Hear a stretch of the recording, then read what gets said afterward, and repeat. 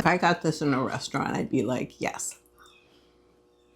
Today we're going to make a roasted butternut squash soup. It's going to be really delicious. To up the protein and fiber, we're going to use some red lentils. Once everything's cooking, we'll work on some toppings. It's going to make it a whole really delicious meal that you're going to love. I've got butternut squash, a medium-sized onion, a whole head of garlic. I have a bunch of little mini bell peppers. You can use one pepper. These are about the amount that you would get in a large bell pepper. Start by trimming off the very top part of the squash. Be sure you have a nice sharp knife. Peel the long neck.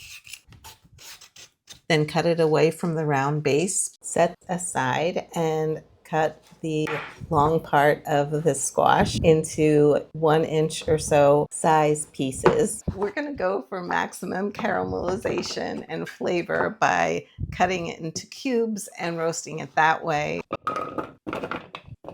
Slice the round base in half, then scoop out the seeds with a spoon.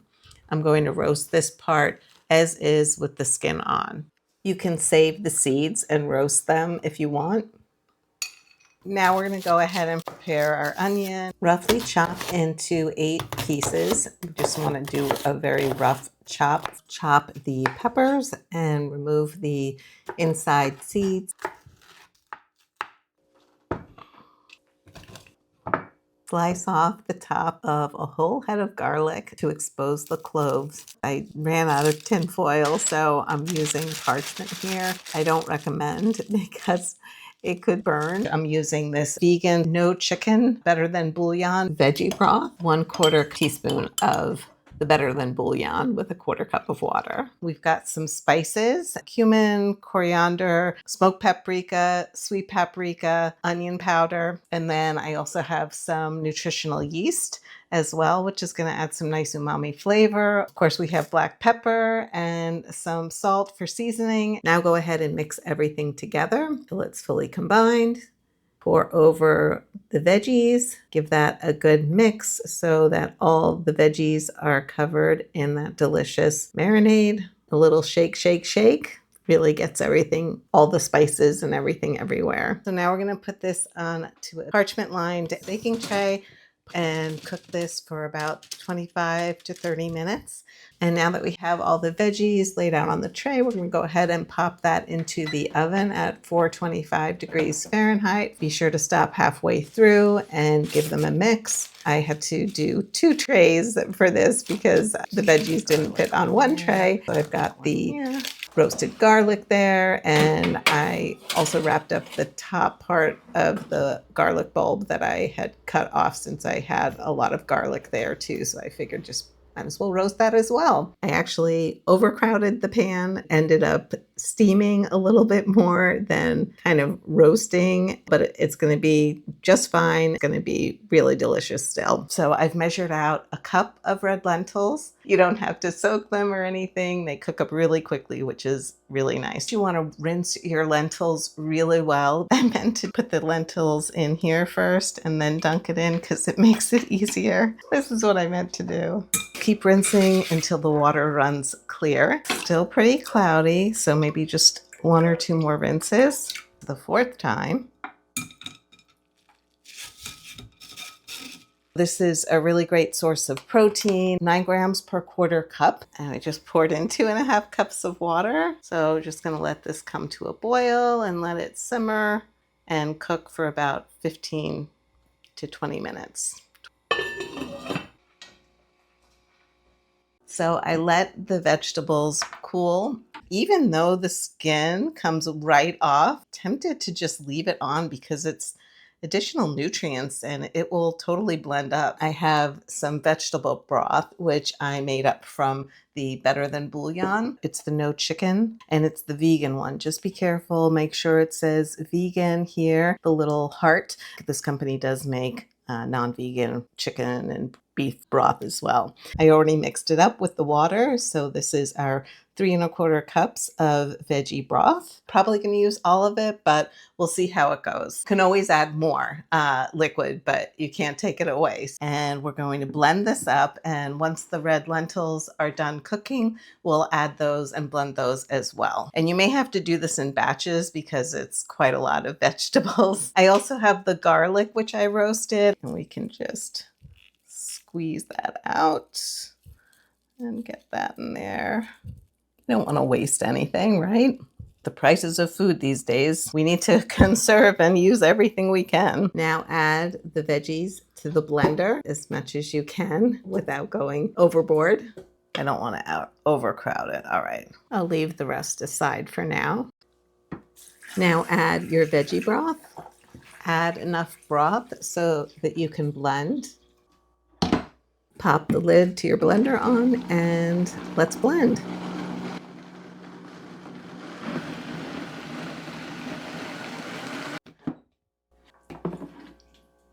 It's pretty well blended. Now we have our lentils. I'm going to use to blend the rest of the veggies in here.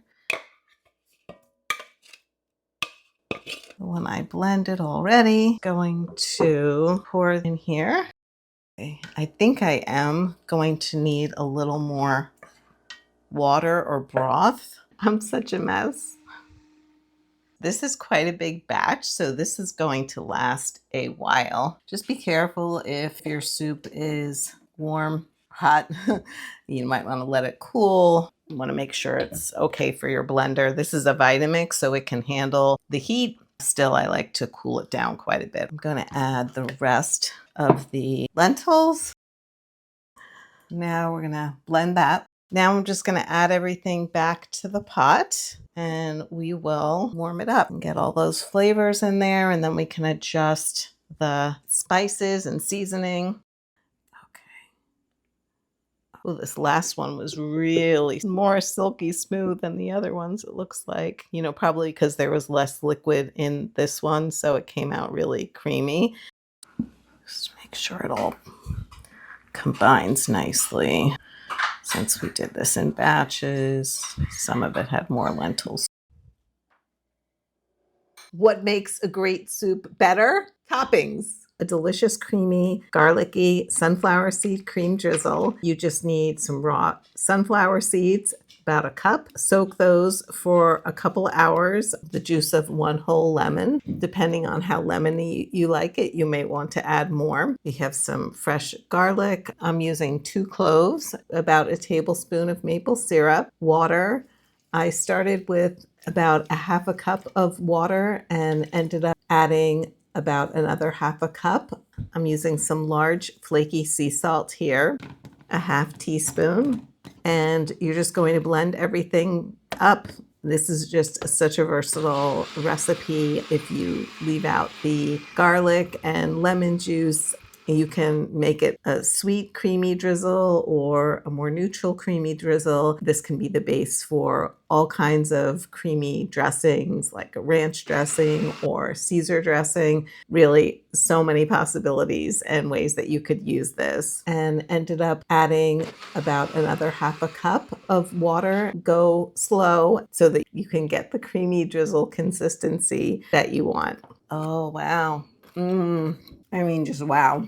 Oh my gosh, so good. Let's make tempeh bacon. This is a delicious plant-based alternative to bacon. Start by making a simple marinade. 3 tablespoons coconut aminos. Alternatively, you could use tamari or soy sauce. That's going to give us a salty vibe. Vinegar for that tang. I'm using rice vinegar, but you could use apple cider vinegar. Rounding out those flavors, 2 tablespoons of maple syrup, a half a teaspoon to 1 teaspoon of liquid smoke.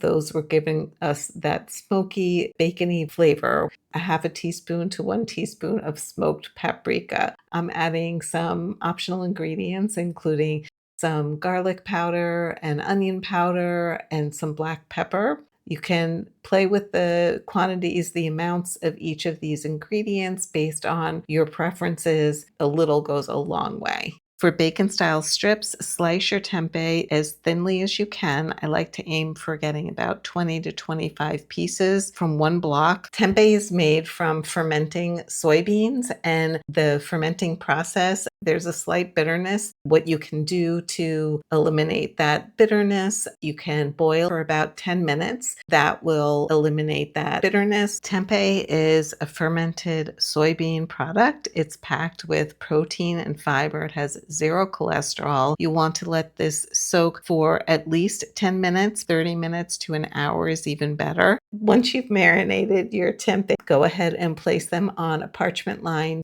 tray. I'm doing a no oil version, so I would use a nonstick pan if you're going to do that. Obviously, if you have a soy allergy, skip the tempeh bacon. From here, you can pan fry, air fry, or bake in the oven until the strips are browned and just a little crispy on the edges. Bake at 400 degrees Fahrenheit for about 20 minutes, flipping halfway through. Oven temps vary, so just watch and make sure that nothing burns and you get the browned crispiness that you want. Now it's time to plate it up with a little drizzle of maple syrup, our sunflower seed cream, some fresh cilantro, and green onions. You could use parsley or another fresh herb if you prefer. I think the cilantro really complements the spice blend that we have going on here. And of course, our tempeh bacon, a delicious, cozy butternut squash soup that's high in protein from the red lentils.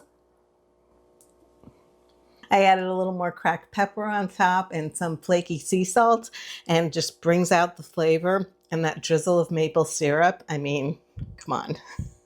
It's fall, right? We need to have a little drizzle of maple syrup. You've got to try this. You know how there's like butter pecan ice cream? What about butternut squash pecan ice cream? Let me know what you think I should make next. We're going to go for maximum caramel for maximum caramelization and flavor.